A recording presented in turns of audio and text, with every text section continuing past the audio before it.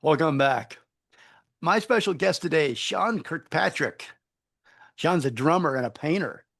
And in a past life, he was a founding member of the indie rock band Swell, formed in San Francisco in 1989 with David Friel. Swell's sound blended 1980s post-punk with elements of psychedelia, folk, and cinematic soundscapes. The band's album, 41 is 20, was remastered and reissued on vinyl in 2024. From Swell to The World is Haunted, Sean and his bandmates have developed a sound that is uniquely and distinctly their own. The World is Haunted's second album was just released. It's titled Can't Come Down. Sean is also an incredible painter. He's a member of the Santa Barbara Art Association, and he's exhibited in London, Santa Barbara, Los Angeles, San Francisco, and the Bay Area. He has more than 400 pieces hanging in private collections around the world, including France, Holland, Austria, England, the Americas, Australia, and Germany. He is now home and based in Santa Barbara, California. Um, I appreciate Sean's mastery of music right now in my life. His beats and the cinematic audio that I've described, the atmosphere that it lends to my life, they had a nice soundtrack. There's an urgency, I think, that I'm feeling right now, and his music complements the waves of life that are coming at me right now. Sean Kirkpatrick is one of the most unique and influential drummers of his generation, with his work being a significant influence on later bands. Welcome, Sean. Hey, that was quite the introduction. I appreciate that. Well, I'll tell everybody real quickly how we met. When we launched Radio Evolve back in June, I was sent a song. Do you remember which single you sent me, Sean? Because you've sent me so many from now. Since then, I've I think I sent you Hang Low, Hang probably. Low. Yeah. Yeah, which we just came in with. Hang Low, really great song. So we put it on the radio, Radio Evolve Santa Barbara. Um, and and I asked you off air if KJEE played your music in the beginning in the 90s, because I recall from my college days, it was sort of like a soundtrack. KJE was always on in the background. And, a lot of colleges here in Santa Barbara, 5 colleges, and it was just sort of an anthem, in the background. And when I received your music, we also have a college indie hour on the station. And I thought, this is exactly what I was hoping, the kind of music I was hoping to get, because I'm reliving those early KJEE days with Radio Evolve.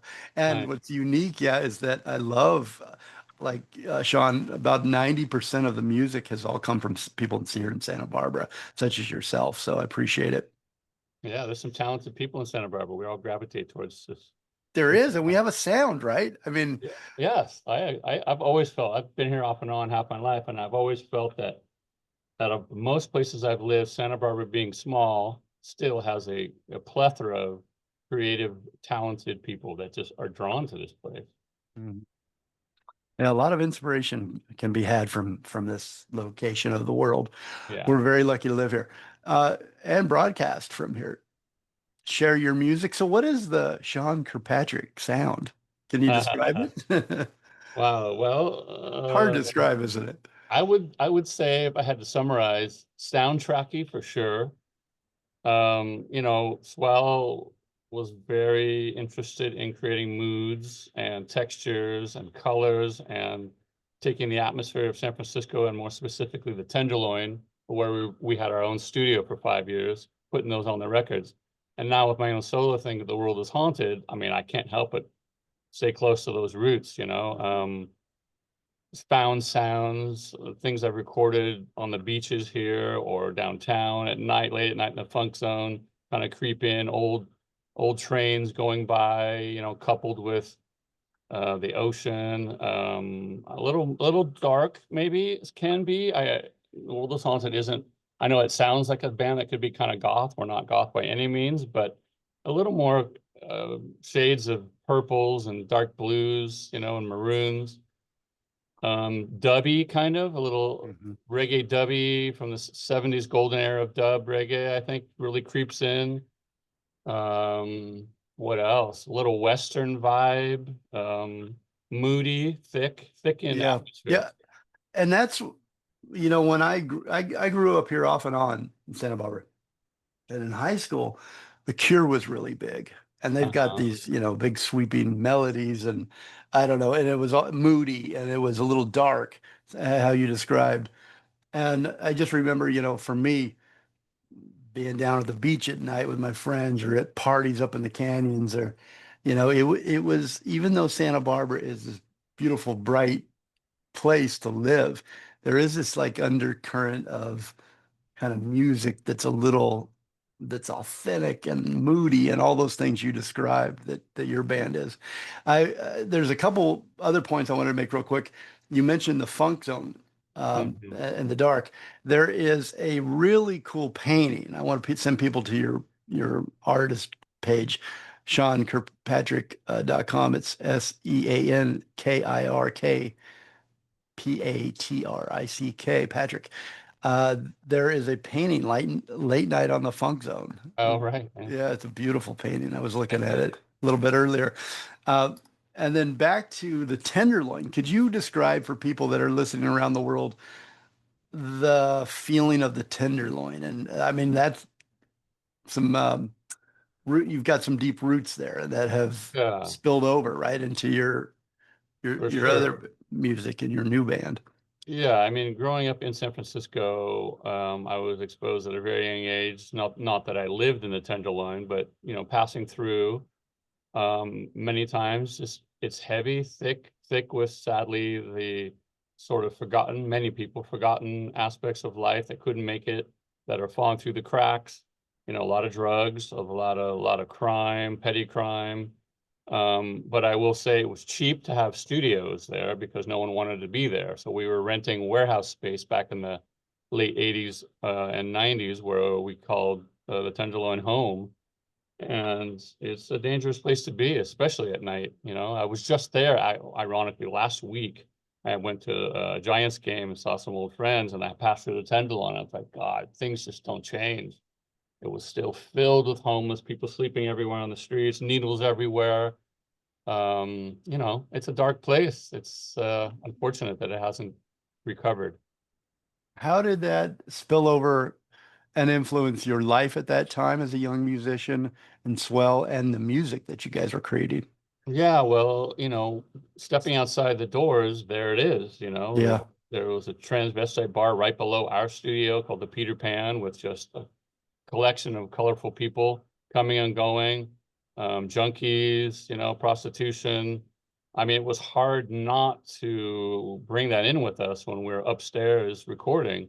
And with the windows open often, we could hear the sounds of the street going on. And so that sort of bled into the mics, the drum mics, especially. And Mhm. like, damn, let's keep that. That sounds cool. So we'd sometimes hang the mics out the window and hear the sounds of the street going by, and then kind of intersperse that in between songs. And before you know it, we have a soundscape of Yeah. us with mixed in with the Tenderloin. You guys influenced a lot of the bands that have been pretty big. Um, I'd your like to think sound a and little bit. Yeah. yeah, well, you did. I mean, you can hear it. You can hear Swell in a lot of bands. Um, After years you were thinking about making music again. Did you ever leave music completely, or after Swell, did you leave it completely? Did you put down the drums, the drumsticks, and stay Did. away from it? Or, what was the inspiration to form the new band, The World Is Haunted? Well, so right when I left Swell, the singer and I weren't seeing eye to eye, and this was 95, 96, right after we released our fourth record, Too Many Days Without Thinking. Um, and I was so turned off by the whole falling out of the singer and I, David. I just said, I'm done for a while. And so I put the drums aside, put them in storage, moved out of San Francisco and back to Santa Barbara, where I had been pre-Swell days. Went to City College for 2 years. Um, and fell in love, had a kid, you know, and just thought, well, music just doesn't seem to fit in my lifestyle right now. Had another kid.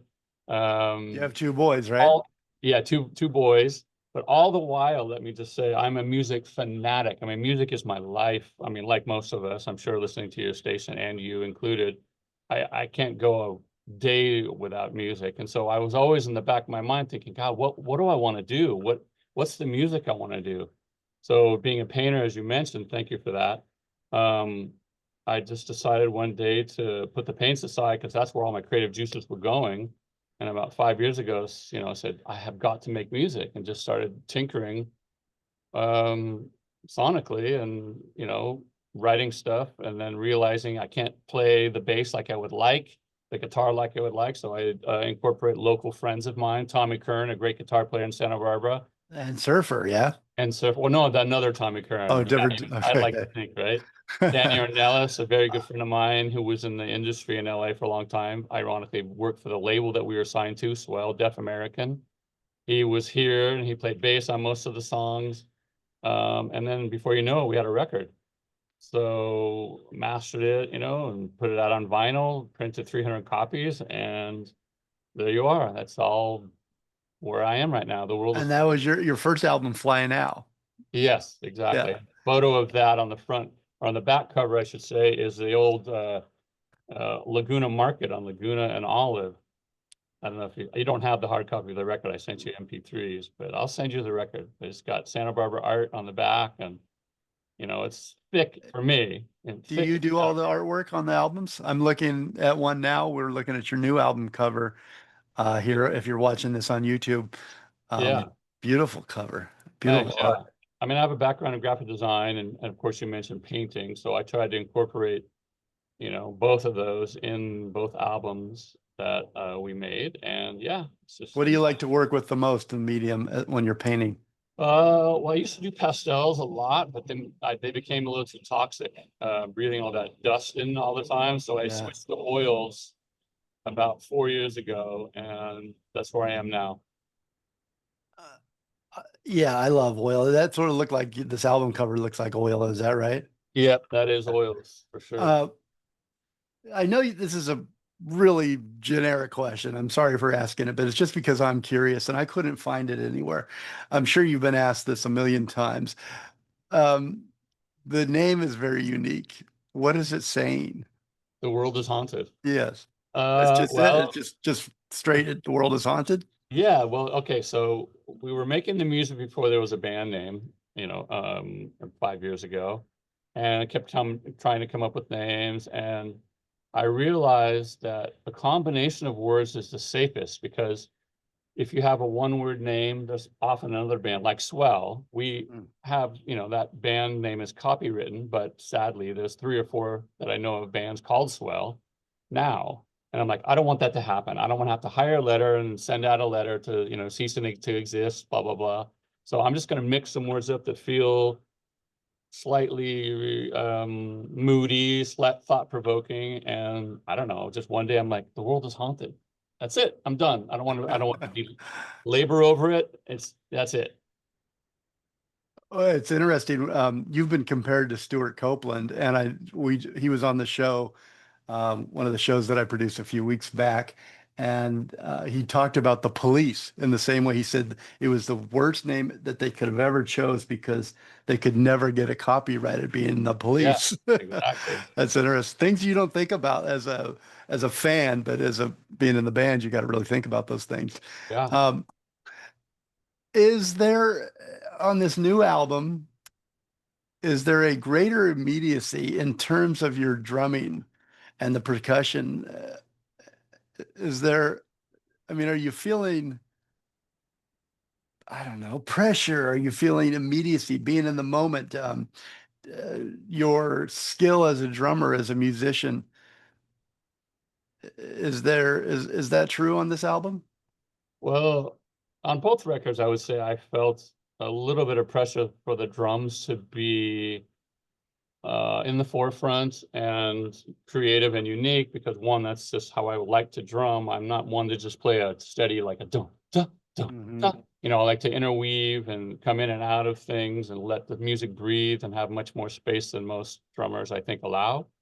And Swell became kind of known for the drums, amongst other things that Swell offered, but people tend to comment often on the sound of the drums and the style of the drumming. And so to keep that fan base, to bring them over from Swell, I was cognizant of the fact that, they probably will be listening to the drums. So yes, the sound quality, the production quality of the drums, coupled with the style, is very mindful and deliberate in these two albums.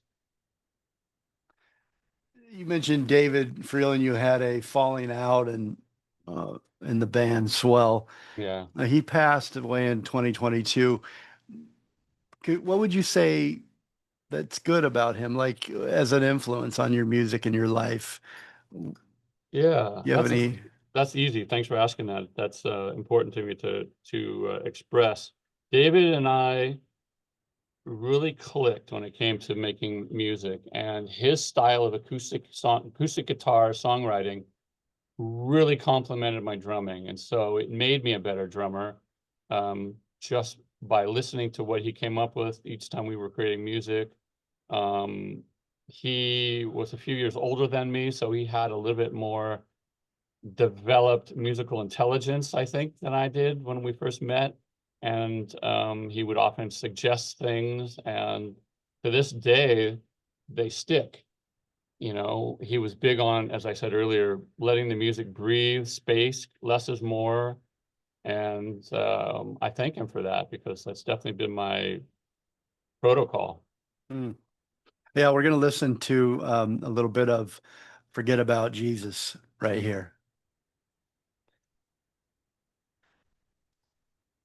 On the new album, you cover some pretty weighty topics. Do you mind if we explore a few of them together?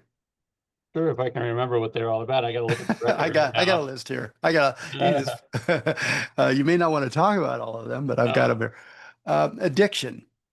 There's so many Oh, forms of addiction, but what's your comment? wow. I'm really touched that you picked up on that. Well, I mean, I don't want to be too personal, but I'll do it anyways. I have a 23-year-old son who is going through substance abuse addiction issues for the last 5 years. And I was writing this album when he was going through all those things. And I was, doing my best to save him and put him on the right path. And he overdosed on fentanyl, Oh no. basically flatlined, but thank God he had the wherewithal to have Narcan with him, brought himself back to life, and the ambulance was called, saved his life. Um, that being said, I was also dealing with David Frio from Swell, being a heroin addict off and on for the last, I mean, he got clean eventually, but, towards the end of our relationship and knowing what he was doing, he was a heroin addict for many years. He passed away, as you mentioned, in 2022. So that also influenced this album. The lyrics, addiction's a bitch. I'm thankful that I don't really have that in my personality, but I've seen it plenty in the music Mhm. industry, especially. So it lent itself for fodder for these songs, without intentionally saying, I want to make a record about addiction. But after it was all said and done, and the 11, 12 songs that were chosen, I'm like, damn, almost half or more are about addiction. Mhm. So there I you think go. it's, I think your comments on it are valuable to those that not only admire you as a music an artist and respect you for that, but the comments are subtle reminders of you know of worth and can reinstate some have a positive effect, I think, on those listening and those that relate. Hmm. I have my family has a lot of the same, I guess, addictions and things that have destroyed parts of the family, and so I relate. But here's Yeah. one that I don't know, a topic or a theme out of from some of the music, and this is I think this is a human condition that we all really can relate to. Being content. Mm, yeah, How never are ending you search. content, or how are you feeling right now? Uh, Do you well, struggle with that? in my ripe old age now, and all the things I've been through in The life, wisdom that you've gained? and the wisdom that I've gained, I think one of the things that I could say at this age is that I don't want to sweat the small stuff anymore. It's very easy to get caught up in the drama and the need to want to shape and fix the daily happenings of life that don't always go your way. And it's just so exhausting. And I finally have realized in the last couple of years, like, I can't fix it. I can't make people or circumstances change. I can just do my part in trying to stay clean and live clean with integrity. And, yeah, I wanted to say a swear word there because it just felt right, but you probably can't do that on the radio. I just don't want to deal with this. My life is, I have less left than what I've lived. And so I don't want to pollute or color this last third of my life with the unnecessary almost stresses and strains that we create to Yeah. ourselves. It's maddening, you We know? really do, don't we? We really Ah, make things more complicated than they need to be and worry about things that don't need to be worried about. right? Impermanence. I looked this up because I thought it was interesting. It's an Eastern philosophy. It's one of the Buddhist three marks of existence. And so I went down the rabbit hole there. Yeah. It's basically it's known as the philosophical problem of change. Do you have a lot of changes in your life over the years? Oh yeah, I have definitely, and I've created them. I think in my younger years, and even now, it's a hard addiction. Speaking of which, to break is my addiction to drama and conflict and always changing and running from one thing, thinking it's going to be better on the other side. Whether that be relationships or towns. I mean, I've moved around a ton in my life, and again, as I have now gotten a little bit older, I've realized to accept impermanence and everything is the constant. It's such a cliche, but it's a mantra. Things change daily, and to accept them is the only way you'll find a sense of happiness. Yeah, when you said you've moved a lot, I think people in California, do you remember the Counting Crows line? You can't escape, you can just move down the coast, Yeah, further down the coast. that's so good. Doesn't that relate? That's always I've Oh, always related to that line. Like, that's a really good, yes, that's a great line. And I've done that. San Francisco to Santa Barbara to LA, yeah, back to San Francisco.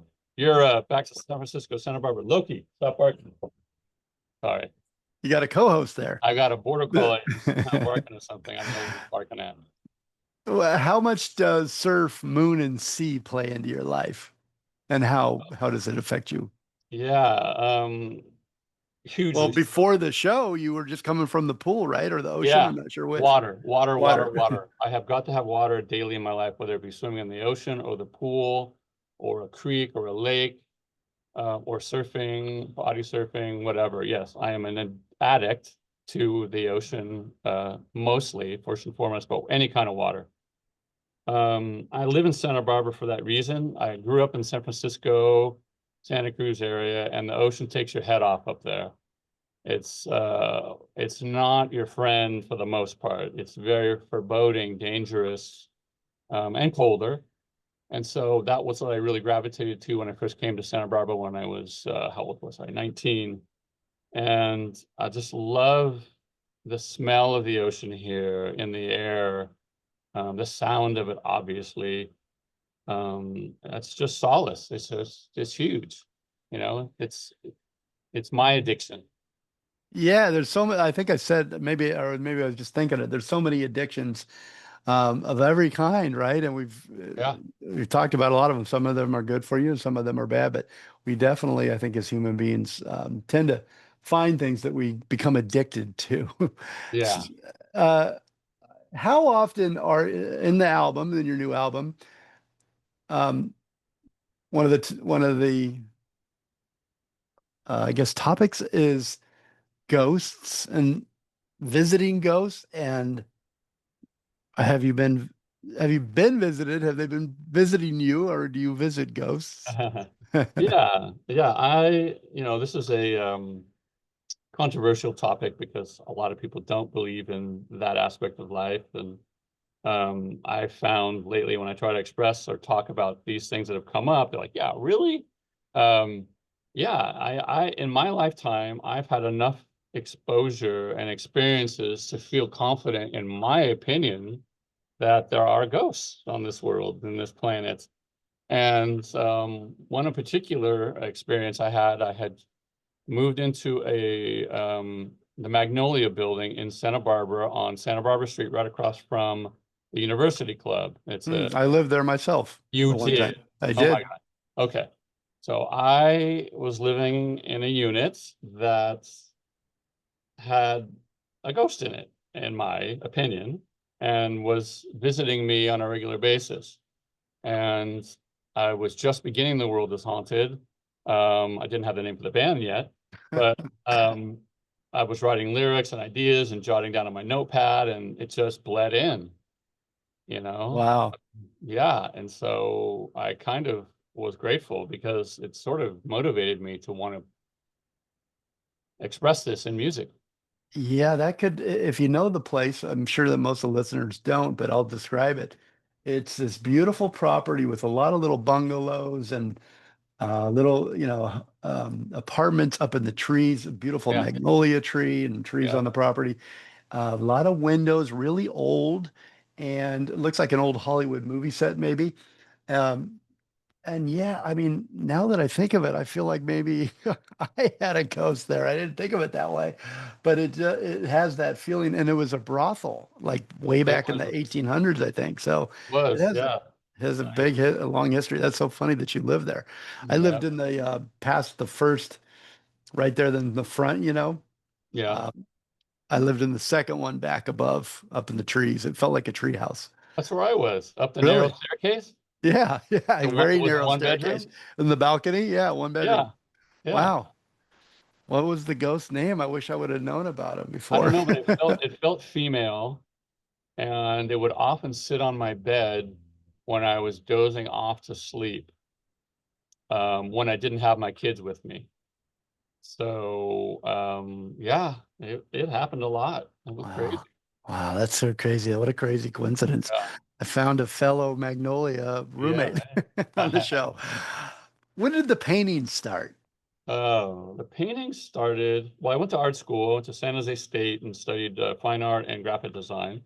So the art program there encouraged us to paint, and so I fell in love with pastels mostly. And then when I moved to Santa Barbara, when I left Swell in 95, 96, I didn't know what to do with my life because I wasn't ready to do music again. So I dove back into pastels and just, oh, well, I had to do, let me digress. We had to come up with a theme for the album Too Many Days Without Thinking Swell. And so I just said, shit, I have some ideas with these paintings, and I did them. And they're like, yeah, done deal. So they made the album, and I posted them on my website then when I was mostly just doing music, and people started buying or inquiring about the paintings that were on the album. They were all sold, but I said, hey, I can do more. So I started doing more. And then I would post them on my website, and then boom, they'd sell. And Wow. then I'm like, well, shit, I'm gonna go see if I can get some shows. So I went to the Sojourner, a restaurant in Santa Barbara, the Main Yeah. Squeeze in Santa Barbara, Roy, another restaurant in Santa Barbara. Yeah. Loved Like, Roy. yeah, and I was like, Do they hey, still do the $10 fillets at midnight? They were uh, like the only place that stayed open late yes, he's still for late the night, but restaurant crew. he's still late night, but a $10 fillet at this point in inflation, no, I don't think so. That would be there'd be lines around the block. Wow, Yeah, so you showed there as well because I've probably seen your art there. I've yeah. been many a night there. Many shows at those places, and it just encouraged me to do more paintings that were selling, and I was like, damn, maybe I could be an artist, and not do music for a while and just will focus on art and paintings. So I did that off and on for, the next 10 years after leaving Swell. What does the painting give you and fulfill in you that music cannot or does not? Oh, well, I think it's an individual expression more than a group expression, obviously. Okay. Alone, I'm doing what I want. I don't have to compromise my drum beats, or go to the bass player. Hey, what if you didn't play right there? It's all my decision. And I just like that aspect that Yeah. I don't need anyone else to weigh in on the paintings and I can just set my mood up. I often work at night in my studio, turn on the lights. I work from photos that I take. I would never work from a photo that somebody else has taken. Put on some music like Brian Eno, Harold Budd, classical, something calming kind of, Mhm. and just go at it. And it's an individual. That was a question of mine because I read that on your website. You list some of the bands and some of the musicians that you listen to while you paint. Yeah, And I thought that was really fascinating. So thanks. I send people to your website again, SeanKirkpatrick .com to check out his artwork and what music he listens to. Um, do you feel like you're in a particularly creative period of your life right now?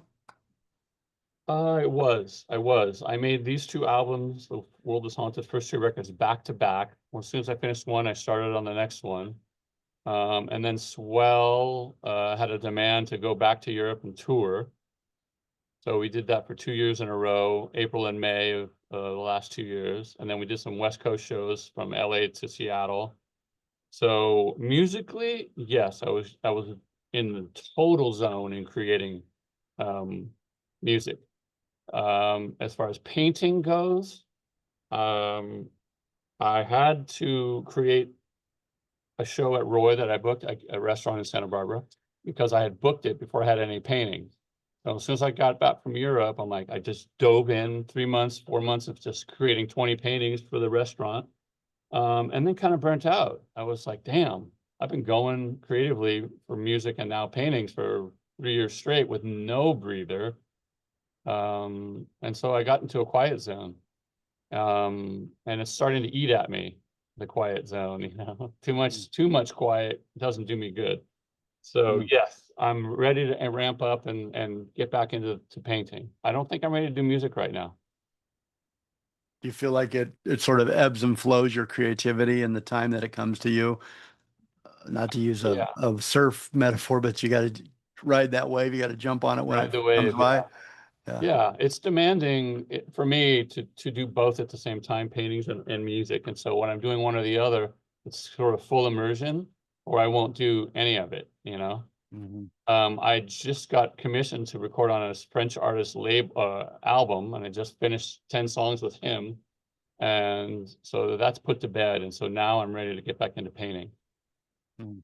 What are you most proud of? What are that you've created? Wow. Could you narrow it down? Do you have one a Um, painting or a song that you stand back and say, I I would, like that?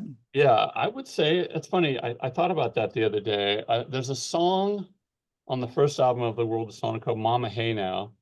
And I said to my son once when I first finally finished that song and we were listening to it in the car, I'm like, now I can rest at ease if I would to die, because that's the song I wanted to make and feel the most proud of as far as a solo project.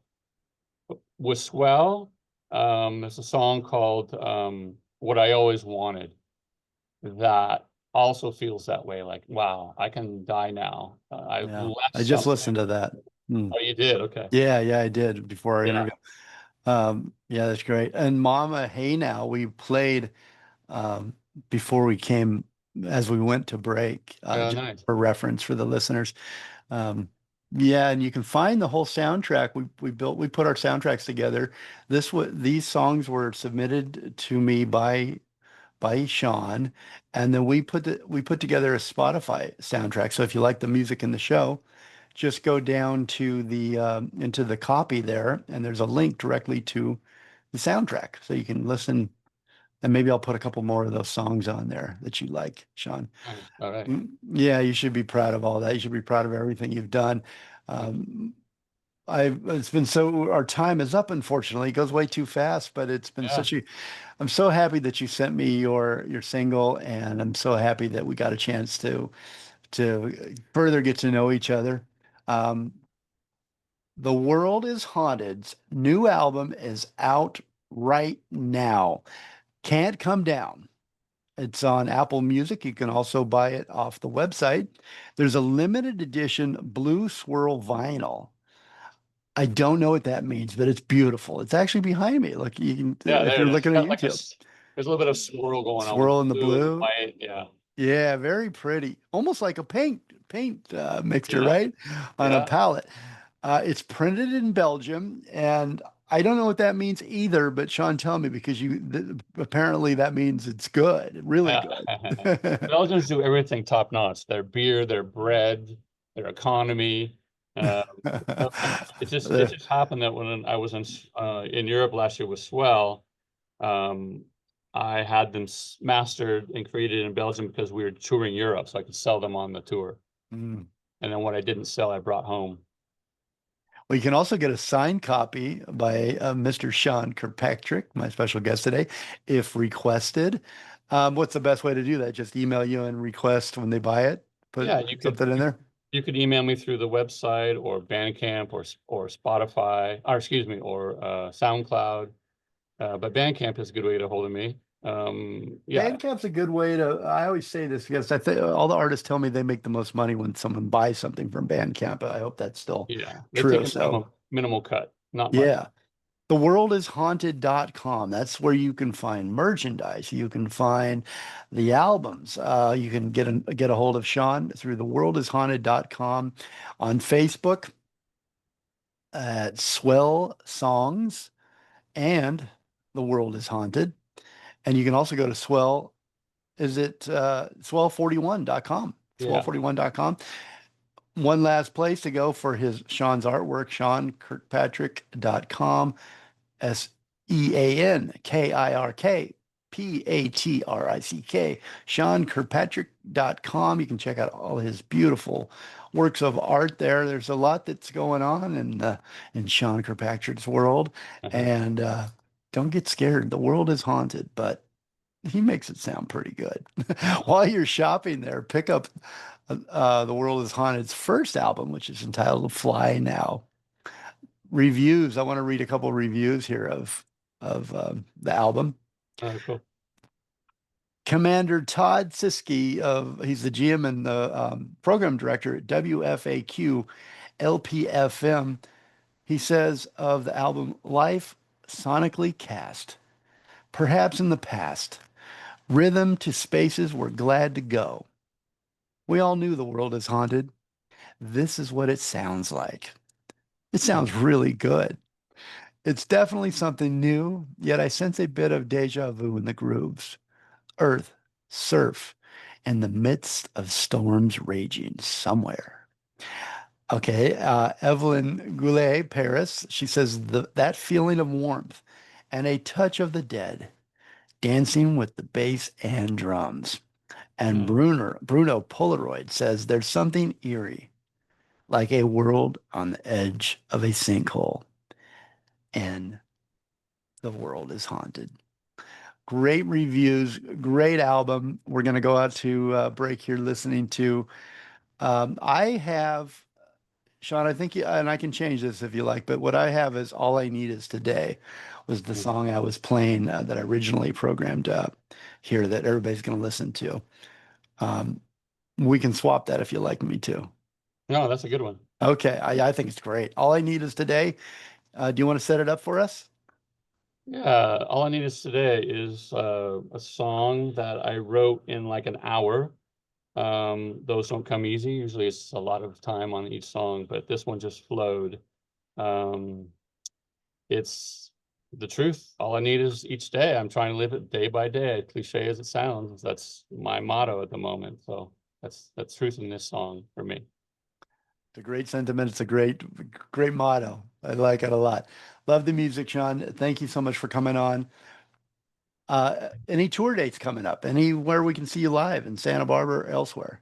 I've been thinking a lot about how I could put The World is Haunted on tour. Since it's kind of a solo thing when I but I've invited friends to help me out. The friends are located all over the States and in Europe, so grabbing them and having a band here locally in Santa Barbara would be tough. But Stay no, tuned. For the moment, nothing, but it's been eating at me, so there will be something eventually.